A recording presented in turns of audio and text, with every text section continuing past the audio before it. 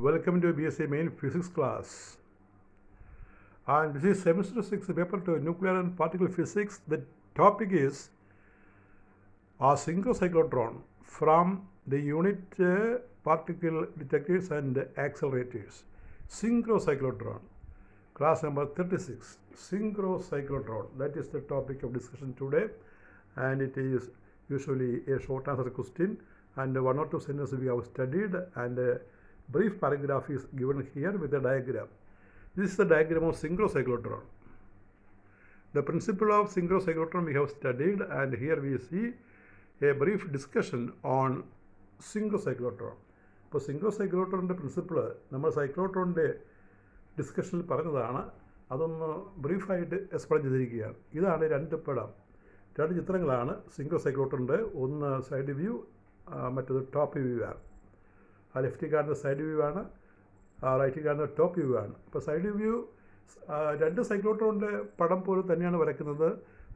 പിന്നെ മുകളിലും താഴെയും നമ്മൾ പോൾ പീസ് കാണിച്ചിട്ടുണ്ട്. നടുക്ക് ചേമ്പർ വാക്യൂം ടാങ്ക്. അവിടെ ഡിയിൽ രണ്ടെണ്ണം ഇല്ല, ഒരു ഡി മാത്രമേ ഉള്ളൂ, only 1 D.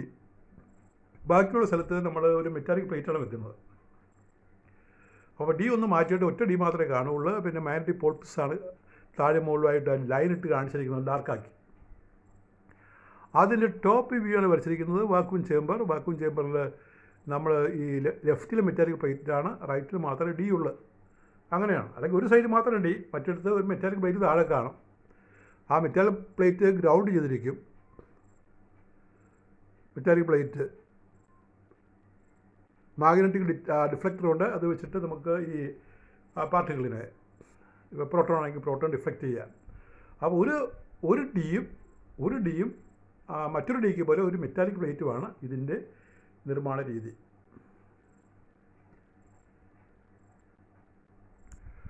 So we can see what is synchrocyclotron.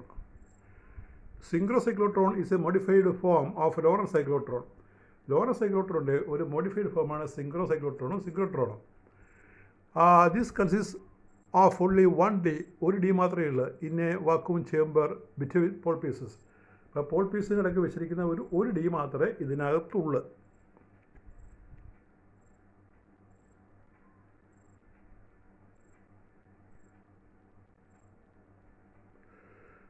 Poles of an electromagnet. The D is placed in between the poles of an electromagnet. Instead of second D, രണ്ടാമത്തെ ഡിക്ക് പകരം, instead of second D, opposite to the opening of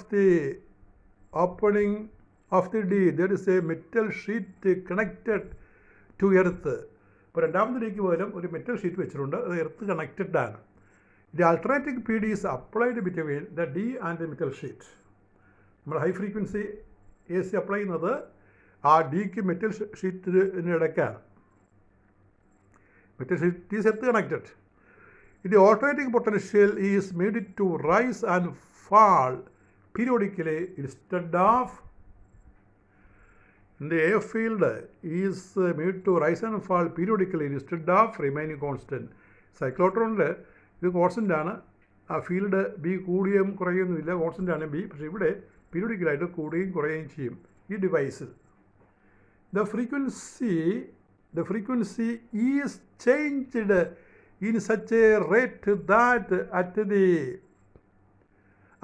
ion lags little due to increase in mass caused by increase in velocity, the electric field frequency also automatically lags.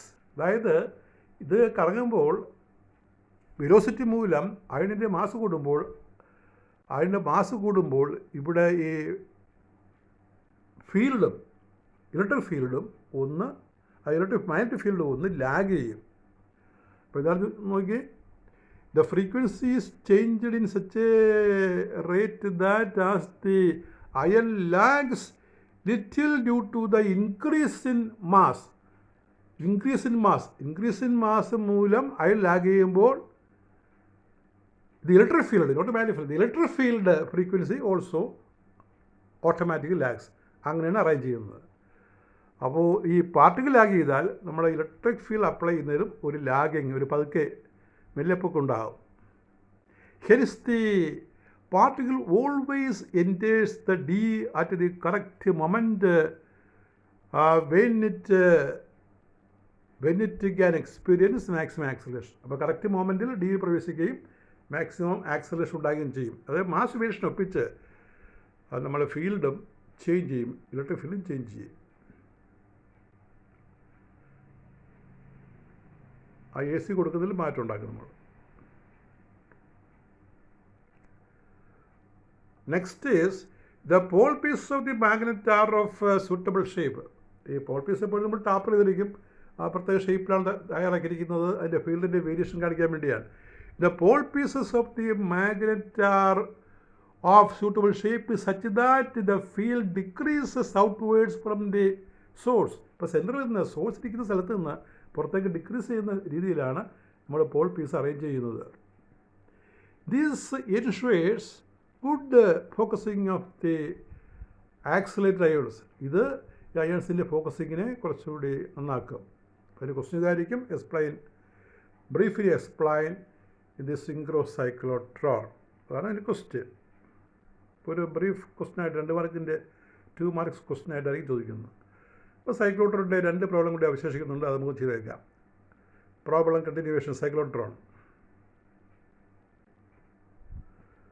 Protons are accelerated in a cyclotron having d radius of 0.5 meter. A PD of 10⁴ volt is applied between the Ds and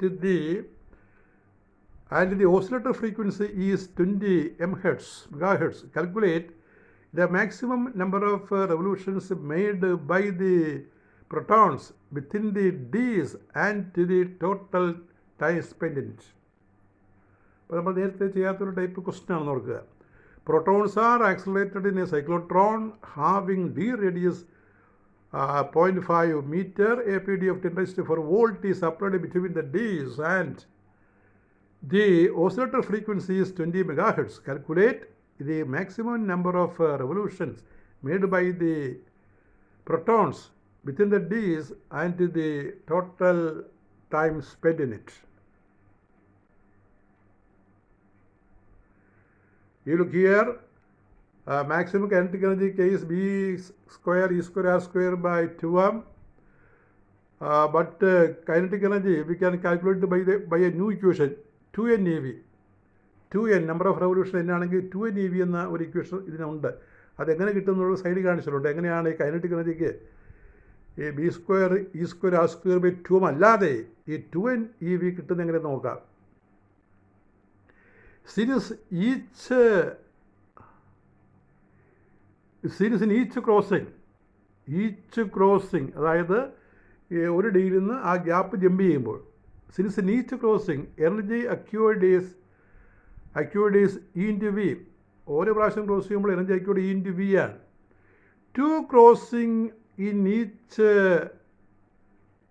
rotation. ഓരോ റൊട്ടേഷനിൽ 2 crossing ഉണ്ടാകും. Therefore, for n rotations, n revolutions, there are the potential 2n into eV or n 2 eV. ഒന്ന് cross ചെയ്താൽ 2 eV energy കിട്ടും. ആ n പ്രാവശ്യം cross ചെയ്താൽ n 2 eV അല്ലെങ്കിൽ 2n eV. അങ്ങനെയാണ് ഇക്വേഷൻ കിട്ടുന്നത്. ഒരു പ്രാവശ്യം ആ n ഗ്യാപ്പ് ക്രോസ് ചെയ്യുമ്പോൾ eV, ഒരു റൊട്ടേഷനിൽ 2 പ്രാവശ്യം അത് ക്രോസ് ചെയ്യുന്നുണ്ട്. അങ്ങനെ n റൊട്ടേഷൻ ആകുമ്പോൾ n into 2 eV വരും, 2n eV. ഇത് രണ്ടും കൂടി നമുക്ക് ഇക്വേറ്റ് ചെയ്യാം. നേരത്തെയുള്ള K is B square E square R square by 2m and K is 2n eV equate ചെയ്യാം. Equating 2n eV is equal to B square E square R square by 2m. അപ്പോൾ n cross multiply ചെയ്യണം. n is equal to B square E square B square E R square by ഒരു ഈ വെട്ടി പോവും 4mv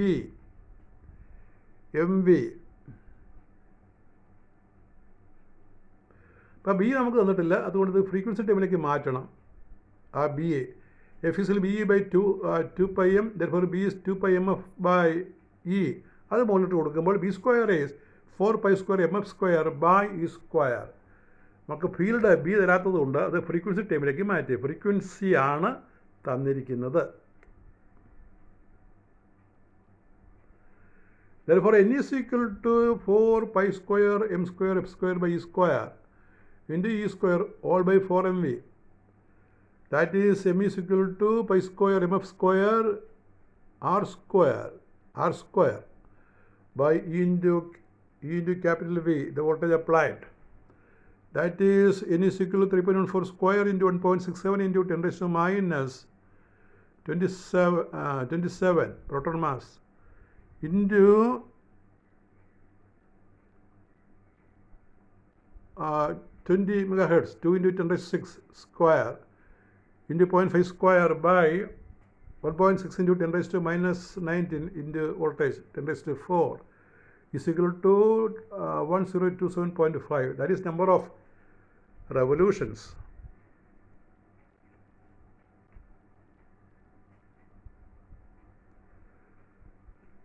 Time spent in one revolution is t. Therefore, time spent for n revolution, n into t. ഒരു കറക്കത്തിന് വേണ്ട സമയം T ആണ്. അപ്പോൾ n കറക്കത്തിന് n റൊട്ടേഷന് n into t. ഈ ടി എന്ന് വെച്ചാൽ 1/f ആണല്ലോ. അപ്പോൾ n/f. f is given 20 megahertz. Therefore, time is equal to 1027.5 by 20 into 10 raised to 6. That is 5.13 into 10 raised to minus per second. You remember, the period is reciprocal of frequency in this relation. One more problem. The energy of a proton from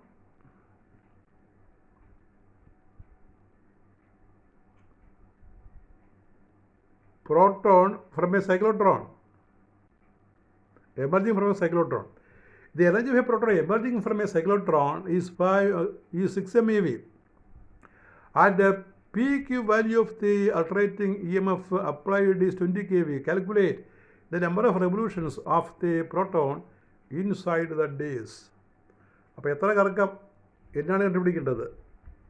n value, capital n value കണ്ടുപിടിക്കണം. അപ്പോൾ അതിന് നമ്മൾ k is 2NeV എടുത്താൽ മതി. നമ്മുടെ revolution കാണുന്നതിന് അത് മതിയാകും. അല്ലാതെ ഫീൽഡൊന്നും വേണ്ട, മാഗ്നറ്റിക് ഫീൽഡൊന്നും വേണ്ട. ആ n is k by 2eV നമ്മൾ ക്രോസ് മൾട്ടിപ്ലൈ ചെയ്താൽ കിട്ടും. k is 6 MeV, 6 into 1.6 into 10 raised to minus 13 MeV in joule by 2 into E value 1.6 into 10 raised to minus 19 into 20 megahertz, 20 into 10 raised to 6 or 20 kHz, 20 into 10 raised to 3 kilohertz. That is 150. That is the answer. 150 is the answer.